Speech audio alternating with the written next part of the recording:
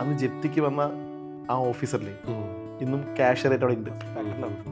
ഇത്രയും distraction first attempt നിങ്ങൾ pass ആവണമെങ്കിൽ നിങ്ങൾ വേറെ ലെവലാണ്. ഇതാണെന്നില്ലേ എൻ്റെ സ്ട്രോങ് ഏരിയ ഇതാണെന്ന് എനിക്ക് മനസ്സിലായപ്പോൾ ഞാൻ അതിന്റെ പുറകില്ലേ കുറെ ഓടി.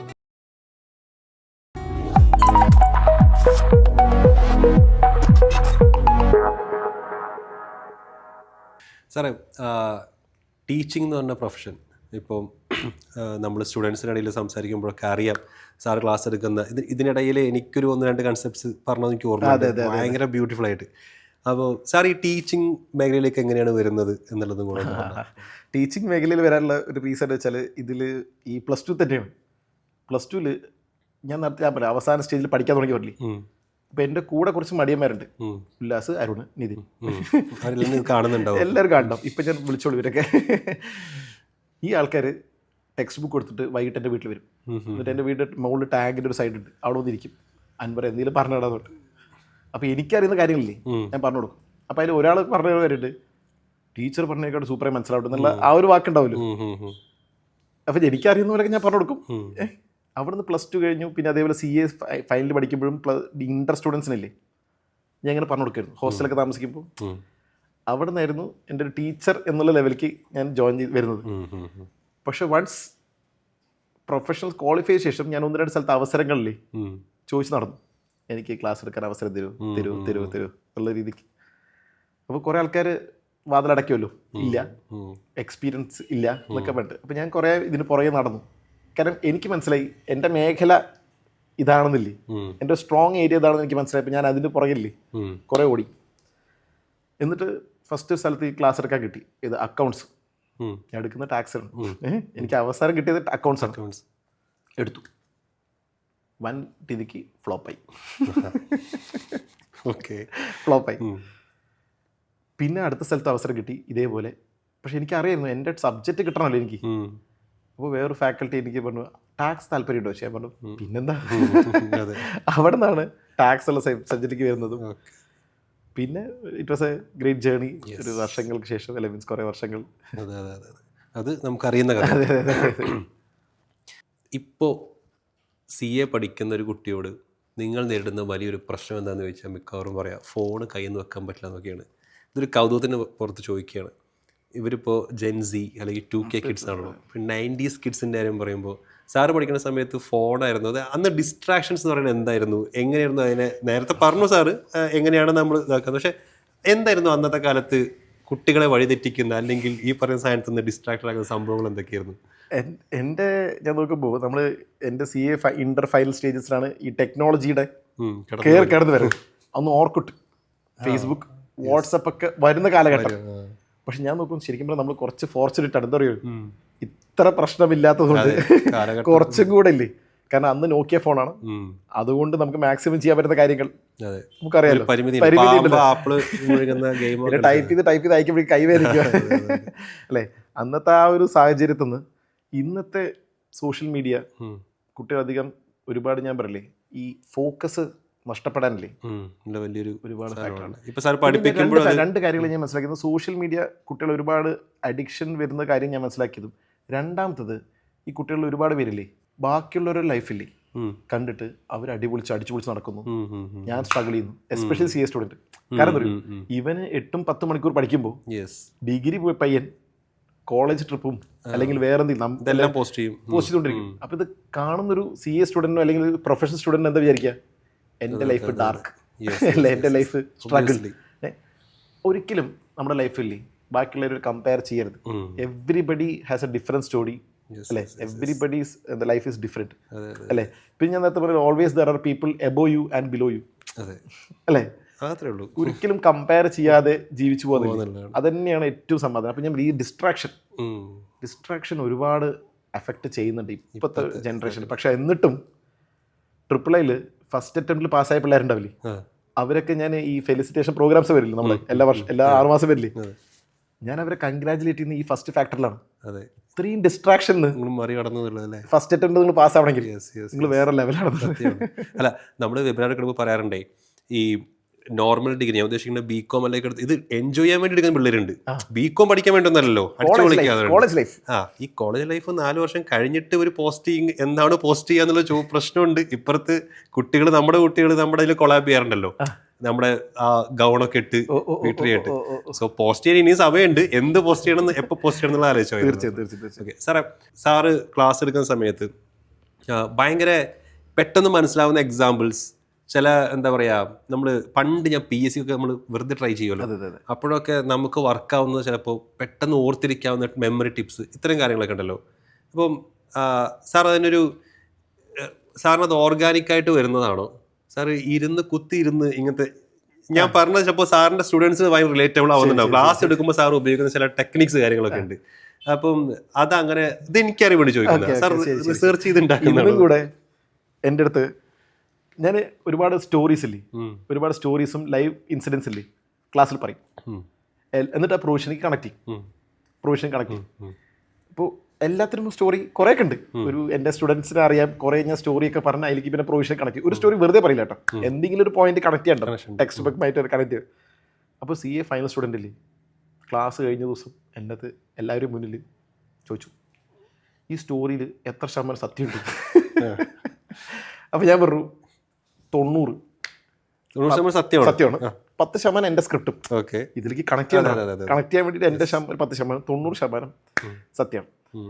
ഈ സ്റ്റോറീസിലൂടെ പഠിച്ചാലേ കുറേ കാര്യങ്ങളില്ലേ ഓർത്തെടുക്കാൻ പറ്റും. ഫോർ എക്സാമ്പിൾ, ഞാൻ ട്രിപ്പിൾ ഐയിൽ കൊച്ചിയിൽ ഇരുന്നപ്പോൾ CA ഫൈനൽ സ്റ്റുഡൻ്റ് ഇല്ലേ, എൻ്റെ തോന്നുന്നു സാറേ കഴിഞ്ഞ എക്സാമിന് റിയാസിൻ്റെ, സാറിൻ്റെ ബ്രദറില്ലേ റിയാസിൻ്റെ ബേസിലുള്ള ക്വസ്റ്റ്യൻ ഉണ്ടായിരുന്നു.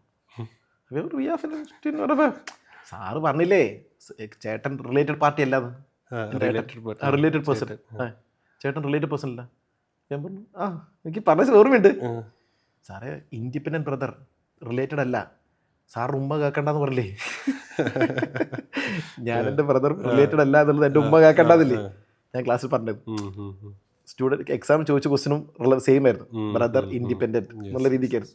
അപ്പോൾ നമ്മൾ ഈ പറയുന്ന എക്സാമ്പിൾസും കാര്യങ്ങളൊക്കെ ഇല്ലേ പിള്ളേർക്ക് എക്സാമിന് ലിങ്ക് ചെയ്യാൻ പറ്റും. പിന്നെ ഷെയർസ് വെച്ചു ഇതൊക്കെ സ്ക്രിപ്റ്റഡ് ആണെന്ന് ഞാൻ ഇങ്ങനെ പറയാം. അതായത് ഇന്ന ടോപ്പിക്കിലൂടെ ഇന്ന എക്സാമ്പിൾ ഇല്ലേ ഫിറ്റ് ആവും നമുക്കറിയാലോ, കാരണം ഇതെല്ലാം കണക്റ്റഡ് ആയിരിക്കണമല്ലോ. അല്ല ഞാൻ കുറേ കഥ പറഞ്ഞിട്ട് യാതൊരു ബന്ധുവിലെയും പിള്ളേർ പറയുക സാറിൻ്റെ കഥ തന്നെ പറഞ്ഞുകൊണ്ടിരിക്കുന്നില്ലേ.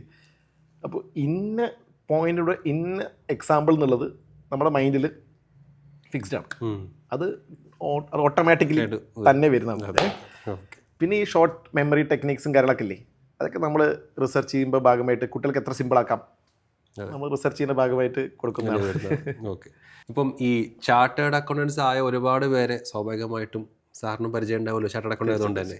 അപ്പം ഈ കാണുന്ന കുട്ടികൾക്ക് ഒരു പക്ഷേ കേട്ട് കഴിഞ്ഞാൽ ഒരു മോട്ടിവേഷൻ ആവാൻ സാധ്യത ഉണ്ടെന്ന് തോന്നുന്ന സാറിൻ്റെ പരിചയത്തിലുള്ള ഏതെങ്കിലും ഒരു ചാർട്ടേഡ് അക്കൗണ്ടൻ്റ് ഒരു സ്റ്റോറിയോ അല്ലെങ്കിൽ അനുഭവം അങ്ങനെ എന്തെങ്കിലും ഒന്ന് ഷെയർ ചെയ്ത് തന്നായിരിക്കും.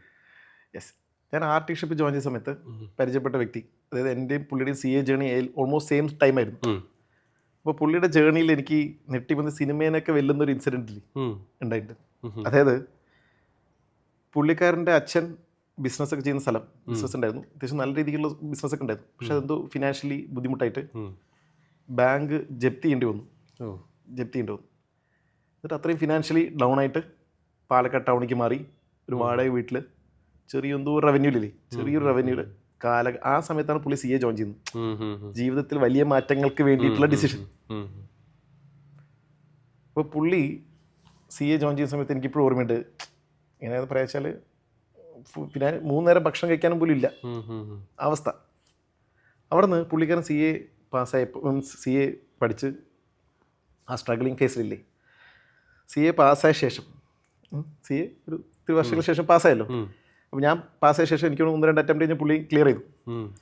അതിന് ശേഷം ബാങ്ക് ഓഡിറ്റ് അലോട്ടായി. ബാങ്ക് ഓഡിറ്റ് ഉണ്ടാവുമല്ലോ നമുക്ക്, ബാങ്ക് ഓഡിറ്റ് അലോട്ട് ആകുമ്പോൾ എനിക്കാണ് അലോട്ടായത്. ഞങ്ങൾ ഒരുമിച്ച് വർക്ക് ചെയ്യുന്നത്, എനിക്കാണ് അലോട്ടായത്. അപ്പോൾ പുള്ളിയാണ് എൻ്റെ കാര്യങ്ങളൊക്കെ ഇല്ലേ, നമ്മുടെ ഒരു ചേട്ടൻ പോലെയാണ്.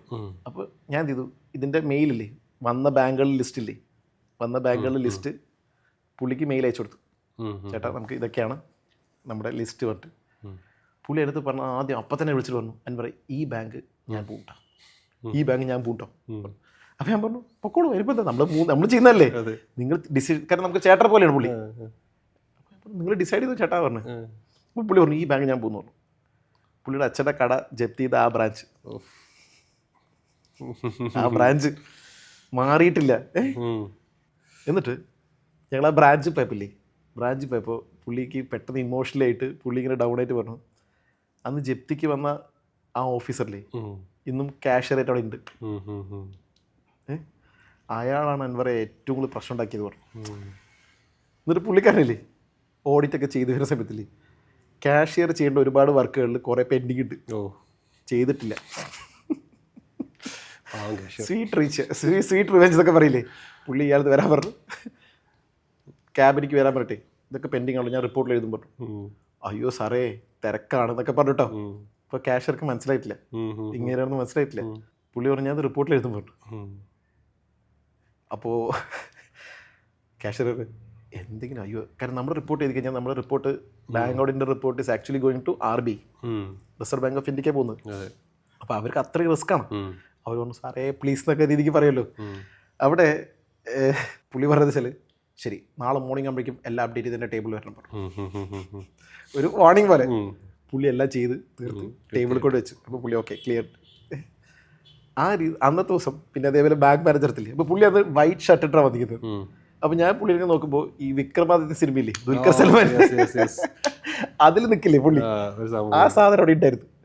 കാരണം once you are a loser, അവിടെ നിന്ന് അതേ ബ്രാഞ്ചിന്റെ ഓഡിറ്റ് വന്നിട്ട് തിരിച്ചു പിടിക്കുക എന്ന് പറയില്ലേ. ഇനി കുറച്ച് ടെക്നിക്കൽ ചോദ്യങ്ങൾ എന്ന് വേണമെങ്കിൽ പറയാം, പക്ഷെ അത് ഭയങ്കര യൂസ്ഫുൾ ആയിരിക്കും എന്ന് വിചാരിക്കുന്നുണ്ട്. ഞാൻ ഒരുപാട് തവണ സാറോട് ചോദിച്ചിട്ടുണ്ട് വെബിനാറിലൊക്കെ, പക്ഷേ ഇത് പലതരത്തിൽ യൂസ്ഫുൾ ആവും ചിലപ്പോൾ കാണുന്ന ആൾക്ക്. ചാർട്ടേഡ് അക്കൗണ്ടിങ് അതിൻ്റെ ഗ്ലാമർ, ഇപ്പോൾ സാറ് പറഞ്ഞ പോലെ അത് കഴിഞ്ഞാൽ ഭയങ്കര ശമ്പളമാണ്, ഇതൊക്കെ എപ്പോഴും കേൾക്കുന്നതാണ്. ശരിക്കും ഇപ്പോൾ സാറ് പറഞ്ഞതിൽ ഇപ്പോൾ ഓഡിറ്റിൻ്റെ കാര്യമൊക്കെ വന്നു, പക്ഷെ ഒന്നും കൂടെ സ്പെസിഫിക് ആയിട്ട് ഒരു ചാർട്ടേഡ് അക്കൗണ്ടൻ്റ് ആയ ആൾ എന്തൊക്കെ ജോലികളാണ് ശരിക്കും ചെയ്യുന്നത് എന്നുള്ളതൊന്ന് ബ്രീഫായിട്ട് പറയാം. So once you clear CA final, you are a qualified chartered accountant. Okay fine. അപ്പോൾ നിങ്ങൾക്ക് ഒരു എൻറോൾ ചെയ്തിട്ട് മെമ്പർഷിപ്പ് നമ്പർ കിട്ടുന്നു. അതിന് മുമ്പ് ആ മെമ്പർഷിപ്പിൻ്റെ കൂടെ തന്നെ നിങ്ങൾക്ക് വേണമെങ്കിൽ സർട്ടിഫിക്കറ്റ് ഓഫ് പ്രാക്ടീസ് ഇല്ലേ, പ്രാക്ടീസ് എന്നുള്ളൊരു ഓപ്ഷൻ എടുക്കാം. സ്വന്തമായിട്ട് പ്രാക്ടീസ് തുടങ്ങാം. നമ്മൾ ഡോക്ടർ എന്നൊക്കെ കേൾക്കില്ലേ, ലോയർ എന്നൊക്കെ പറയുന്ന പോലെ ചാർട്ടേഡ് അക്കൗണ്ടൻ്റ് എന്നുകൊണ്ട് ഓഡിറ്റ് ചെയ്യും, ചാർട്ടേഡ് അക്കൗണ്ടൻ്റ് ആവും. അപ്പോൾ അവിടെ നമ്മുടെ മുന്നിലുള്ള ജോബ് റോൾ എന്ന് വെച്ചാൽ നമ്മൾ സർട്ടിഫിക്കേഷൻസ് അല്ലെങ്കിൽ ഓഡിറ്റ് ചെയ്യുമ്പില്ലേ, ഇന്ത്യയിൽ ഒരുപാട് നിയമങ്ങളുണ്ടല്ലോ, companies act, income tax act, GST കേട്ടിട്ടില്ലേ, ഷെയർസ് എല്ലാം. ഈ നിയമങ്ങളിലൊക്കെ ഇതൊക്കെ കറക്റ്റായിട്ട് പാലിക്കണ്ടോ ഇല്ലയോ എന്നുള്ള ചെക്ക് ചെയ്യേണ്ട വ്യക്തി ആരാ? Chartered accountant. ഇതൊരു അതോറിറ്റിയാണ് ആക്ച്വലി. നമ്മുടെ സർട്ടിഫിക്കറ്റ് അല്ലെങ്കിൽ നമ്മുടെ സൈൻ ഉണ്ടെങ്കിൽ മാത്രമേ ഗവൺമെൻറ് ഇത് അക്സെപ്റ്റ് ചെയ്യുന്നുള്ളൂ. സിമ്പിളായി പറഞ്ഞു, വളരെ ലളിതമായി പറഞ്ഞു. സോ അവിടെ ഒരു ചാർട്ടേഡ് അക്കൗണ്ടൻറ്റിൻ്റെ റോൾ വരും ഓഡിറ്റ് എന്നുള്ളതിൽ. പിന്നെ അല്ലെങ്കിൽ കൺസൾട്ടേഷൻ എന്നുള്ള മേഖലയും ഇപ്പോൾ ഉണ്ട്. ഇപ്പോൾ അത് ഭയങ്കര അധികം എന്താ പറയുക വ്യാപിച്ചുകൊണ്ടിരിക്കുന്ന സംബന്ധിച്ചാൽ എങ്ങനെ ഒരു ബിസിനസ് നടത്തണം, എങ്ങനെ ബിസിനസ് ചെയ്യാൻ പാടില്ല എന്നുള്ള അഡ്വൈസറി സർവീസില്ലേ. ബിസിനസ്സുകാർക്ക് ബിസിനസ്സിനെ കുറിച്ച് അറിയാം, പക്ഷേ ഇങ്ങനെയൊക്കെ ചെയ്താൽ ഇത് കുറച്ചുകൂടെ പ്രോഫിറ്റബിൾ ആവും, ഇതിൽ ഇന്ന മിസ്റ്റേക്സ് ഉണ്ട്, അത് മാനേജ്മെൻറ്റ് കൺസൾട്ടൻസി എന്ന രീതിക്കില്ലേ, അത് ഒരുപാട് പേരില്ലേ ക്ലിയർ നല്ല രീതിക്ക് ചെയ്യുന്നുണ്ട്. നല്ലൊരു എന്താ പറയുക റവന്യൂ സോഴ്സുള്ള ഒരു മേഖലയാണത്. അടുത്തത് നിങ്ങൾക്ക് ഒരു എംപ്ലോയ്മെൻറ്റില്ലേ, എംപ്ലോയ്മെൻറ്റ് ചൂസ് ചെയ്യാം. ഒരു കമ്പനിയുടെ ടോപ്പ് മാനേജ്മെൻറ്റ് പൊസിഷൻ തന്നെയല്ലേ ക്ലിയർ കയറാൻ പറ്റും. പിന്നെ ഫോർ എക്സാമ്പിൾ ഈ ബിഗ് ഫോർസ് അല്ലെങ്കിൽ അതേപോലത്തെ മൾട്ടിനാഷണൽ കമ്പനീസൊക്കെ ആണെങ്കിൽ അത്യാവശ്യം ഒരു മിഡിൽ ലെവൽ അല്ലെങ്കിൽ ആ ലെവലിലൊരു ജോബ് റോളില്ലേ കിട്ടും. പിന്നെ അവിടെ നിന്ന് പ്രൊമോഷൻ കിട്ടിയിട്ടില്ലേ ടോപ്പ് ലെവൽ. ഓക്കെ, അപ്പോൾ എംപ്ലോയ്മെൻറ്റും ഒരു ഓപ്ഷനാണ്, അല്ലെങ്കിൽ പ്രാക്ടീസും അടുത്ത ഓപ്ഷൻ. സാറേ ഇപ്പം ഞാനൊരു ചാർട്ടേഡ് അക്കൗണ്ട് വിദ്യാർത്ഥിയാണെന്ന് വിചാരിക്കുക, എനിക്കിത് പഠിക്കണം എന്നൊക്കെ ഉണ്ട്, അങ്ങനെ ഞാൻ ഈ ഇൻ്റർവ്യൂ കാണണമെന്ന് വിചാരിക്കുക. അപ്പോൾ എനിക്ക് ഏറ്റവും അവസാനമായിട്ട് എന്നോട് പേഴ്സണലി സാറൊരു കാര്യം പറഞ്ഞിരുന്നെങ്കിൽ കൊള്ളാമായിരുന്നു തോന്നുകയാണെങ്കിൽ എന്താണ് സാറ് പറയുക? ഇത് എന്നോട് പറയുന്നത് ആക്ച്വലി ഇത് കാണുന്ന ആളോട് പറയുന്നത് തീർച്ചയായും. ഞാൻ എൻ്റെ ലൈഫിൽ ഫോളോ ചെയ്തതും ഇപ്പോഴും ഫോളോ ചെയ്യുന്ന ഒരു ചെറിയ പ്രിൻസിപ്പിളില്ലേ, പ്രിൻസിപ്പിൾ എന്ന് വേണമെങ്കിൽ പറയാം, എന്നെ ഒരു ഇൻസ്പയർ ചെയ്തൊരു ചെറിയൊരു സ്റ്റോറി, അത് ഞാൻ എൻ്റെ ലൈഫിൽ ഫോളോ ചെയ്യുന്നുണ്ട് ആക്ച്വലി. പണ്ട് ഞാൻ CA പഠിച്ചുകൊണ്ടിരിക്കുമ്പോൾ തന്നെ കേട്ടതാണ്. നമ്മുടെ അമിതാഭ് ബച്ചൻ അല്ലേ, ഫിലിം ആക്ടർ അമിതാഭ് ബച്ചൻ ഒരു ഇൻ്റർവ്യൂവിൽ പറഞ്ഞിട്ടുണ്ടായിരുന്നു, അതായത് പുള്ളിയുടെ അച്ഛൻ ഹരിവംശറായ് ബച്ചൻ എഴുത്തുകാരനൊക്കെയാണ്, പോയിറ്റ്, റിനൗണ്ട് ആണ്, ഓൾ ഓവർ ഇന്ത്യ ഫേമസ് ആയിട്ടുള്ള വ്യക്തിയാണ്. പുള്ളിക്കാരൻ അമിതാഭ് ബച്ചൻ്റെ ചെറുപ്പത്തിലില്ലേ, അച്ഛൻ നാട്ടുമ്പുറത്തുണ്ടാവുമല്ലോ നാട്ടുപുറത്തന്നെ. അപ്പോൾ നാട്ടുമ്പുറത്ത് പുള്ളി രാവിലെ ദിവസം നടക്കാൻ പോവും. വൈകിട്ട് ഒരു ദിവസം വരുമ്പോൾ വീടിൻ്റെ മുറ്റത്ത് ഫ്രണ്ടിൽ വലിയൊരു പാറക്കഷ്ണമുണ്ട്. അപ്പോൾ അമിതാഭ് ബച്ചൻ അറിയാം അച്ഛന് ഈ കൊത്തുപണിയൊക്കെ ഇല്ലേ, ശില്പങ്ങൾ ഉണ്ടാക്കുന്നില്ലേ, അത് ഭയങ്കര താല്പര്യമാണ്. അപ്പോൾ അമിതാഭ് ബച്ചൻ അറിയാം ഇതിനാണ് കൊണ്ടുവന്നൊക്കെ മനസ്സിലായി. പക്ഷേ കുട്ടിയായിട്ടുള്ള ഈ പുള്ളിക്കാരൻ ചോദിച്ചതെന്ന് വെച്ചാൽ ഇതെങ്ങനെ ഇവിടെ എത്തി? അന്നത്തെ പോലെ ഇന്നത്തെ ട്രാൻസ്പോർട്ടേഷൻ ഫെസിലിറ്റി ഒന്നും ഇല്ലാത്ത നാടല്ലേ, ഇതെങ്ങനെ ഇവിടെ എത്തി വെച്ചു. അപ്പോൾ പുള്ളിയുടെ അച്ഛൻ പറഞ്ഞൊരു കാര്യം എന്ന് വെച്ചാൽ, ഞാൻ നടക്കാൻ പോകുമ്പോൾ ഈ പാറക്കഷ്ണമല്ലേ കുറേ ദൂരത്ത് 1-2 കിലോമീറ്റർ അപ്പുറത്തായിരുന്നു. ഞാൻ എല്ലാ ദിവസവും തിരിച്ചു വരുമ്പില്ലേ ഇതിനൊരു ചെറിയ തള്ളു കൊടുക്കും. ഹിന്ദിയിൽ ദക്കാന്ന് പറയും, തള്ളും. ചില ദിവസം അത് മൂവ് ആവും, ചില ദിവസം മൂവ് ആവില്ല. പക്ഷെ എൻ്റെ തള്ളില്ലേ ഞാൻ എന്തായാലും തള്ളും. അപ്പോൾ ചോദിച്ചു അങ്ങനെയാണെങ്കിൽ എത്ര ദൂരത്തായിരുന്നു ചോദിച്ചു. 2-3 കിലോമീറ്റർ അപ്പുറത്തായിരുന്നു. എത്ര കാലം എടുത്തു വെച്ചു? 2 വർഷം എടുത്തു പോകും. അപ്പോൾ എന്നിട്ട് ഇവിടെ എത്തിയല്ലോ.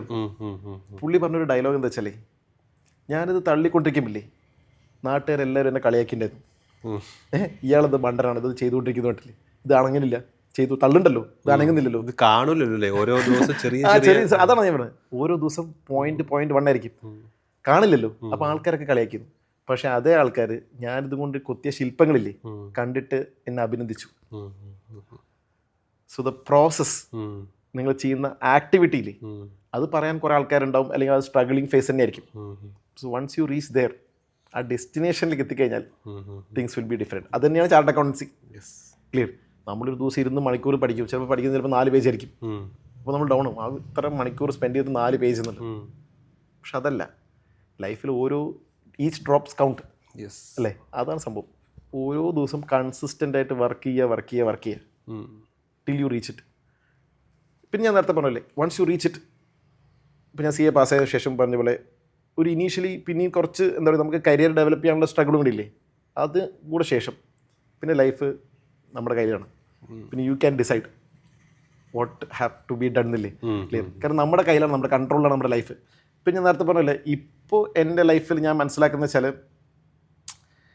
മണി is important, but more than that happiness, family, ആ ഒരു ചിന്തയില്ലേ, ആ ഒരു ചിന്തയിലേക്കാണ് ഇപ്പോൾ എൻ്റെ കൂടുതൽ എന്താ പറയുക കരിയർ ഗ്രോത്ത് എല്ലാം വേണം. പക്ഷെ നൗ അൾട്ടിമേറ്റ് എന്താ പറയുക ഇതിലേക്കാണ് ഇപ്പോൾ ചിന്ത. Yes, that's it. ഞാൻ ഈ കോഫി കോൺവെർസേഷൻസ് എന്ന് പറഞ്ഞ സീരീസ് സ്റ്റാർട്ട് ചെയ്തതിന് ശേഷം നമ്മൾ ചെയ്യുന്നത് ഈ ഇൻ്റർവ്യൂ എടുത്തേ പറ്റുള്ളൂ എനിക്ക്. പക്ഷെ അതിലൂടെ എനിക്ക് കിട്ടുന്നതായിരുന്നു വെച്ച് കഴിഞ്ഞാൽ മാസത്തിലൊരു 2 തവണ ഇതുപോലെ CA, CM, ACCA ക്വാളിഫൈ ആൾക്കാർ സംസാരിക്കും. ഇത് കഴിയുമ്പോൾ നമുക്കൊരു ചാർജ് ഉണ്ട്. മോട്ടിവേഷൻ കുറയാനാകുമ്പോൾ പുതിയ എപ്പിസോഡ് വരും, ഞാൻ സംസാരിക്കും, ഓക്കെ കുറച്ച് പണികൾ തീർക്കാന്നുള്ളതാണ്. അപ്പം ഐ എം വെരി ഹാപ്പി. സാറിൻ്റെ സ്റ്റോറീസ്, സാറ് പറഞ്ഞ കാര്യങ്ങൾ അത് കണ്ടുകൊണ്ടിരിക്കുന്ന ആൾക്കാർക്കും ഡെഫിനറ്റ്ലി യൂസ്ഫുൾ ആവും. തീർച്ചയായും. പിന്നെ അതുപോലെ തന്നെ ഷയാസും ഇത്രയും ഒരു കംഫർട്ടബിൾ ആയിട്ട് ഒരു എന്താ പറയുക ഇൻ്റർവ്യൂ എടുക്കുന്ന പോലും തോന്നുന്നില്ല നമുക്ക് ആക്ച്വലി. കാരണം വെച്ചാൽ ഷയാസായിട്ട് നമുക്കൊരു 2-3 വർഷത്തെ പരിചയം ഉണ്ടാവും. തീർച്ചയായും വാട്സപ്പിലൂടെ പരിചയമൊക്കെ മുന്നേ ഉണ്ട് അല്ലേ. ഷയാസ് എത്ര കൂളായിട്ട് കാര്യങ്ങൾ ഡീൽ ചെയ്യുന്നു എന്നുള്ളത് എനിക്ക് തോന്നുന്നു താങ്കളുടെ ഒരു പ്ലസ് പോയിന്റ് തന്നെയാണ്. അതല്ല ഞാൻ പറഞ്ഞത് വെച്ചാൽ താങ്കൾക്കത് ഭയങ്കര സിമ്പിളാക്കി തരുന്നു. ഒരുപാട് കോംപ്ലിക്കേഷൻ, ഒരുപാട് ജാർഗൻസ് ഒന്നും യൂസ് ചെയ്യാതെ. ദാറ്റ് നമ്മൾ എന്താ പറയുക ഇൻ്റർവ്യൂക്ക് വരുന്ന വ്യക്തിക്കും അതൊരു ഇൻ്റർവ്യൂ തോന്നുന്നില്ല. ഓക്കെ, അപ്പോൾ ഹാപ്പിനെസ് ഡബിളായി. Thank you sir, thank you very much for your good words. അപ്പോൾ നമുക്ക് വീണ്ടും ഇതുപോലെ ഇനി വെബിനാറുകളിലൂടെയും ഇതുപോലെയുള്ള ടോക്കിങ്ങിലൂടെയൊക്കെ വീണ്ടും കാണാമെന്ന് വിചാരിക്കുന്നു. Thank you very much for your valuable time. Okay, അപ്പോൾ നമുക്ക് കോഫി കോൺവെർസേഷൻ്റെ അടുത്ത എപ്പിസോഡിൽ നമുക്കിതുപോലെ ഒരുപാട് ഫാക്കൽറ്റീസ് ഉണ്ടെന്ന് നിങ്ങൾക്ക് അറിയാം. നമ്മുടെ നമ്പർ 1 ഫാക്കൽറ്റി ഇപ്പോൾ ട്രിപ്പിലുള്ളത് ഇതുപോലെ ക്വാളിഫൈഡ് ആയിട്ടുള്ള ഒരുപാട് പ്രൊഫഷണൽസിനെ വീണ്ടും കാണാം. Thank you for watching. See you again.